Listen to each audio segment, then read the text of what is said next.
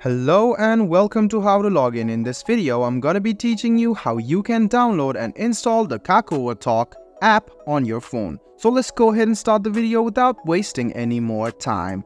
Go ahead and go to the Play Store, then click on Search.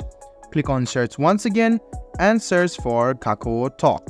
So as soon as you search for KakaoTalk, you can see the KakaoTalk Messenger by Kakao Corporation. Go ahead and click on it and then click on Install. As soon as you click install, the app will be downloaded and instantly will be installed.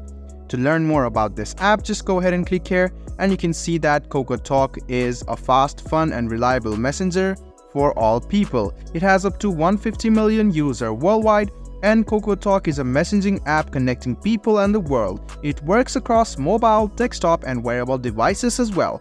So, some of the functionalities of KakaoTalk are messaging, open chat, voice and video calls, profiles and themes, stickers, calendars, and amazing features like Live Talk, Kakao Channel, and sharing of location. So you can find some of the functionalities and description about KakaoTalk on About This app in the official installation page of KakaoTalk Messenger. So you can go ahead and download and install the KakaoTalk Messenger on your phone now.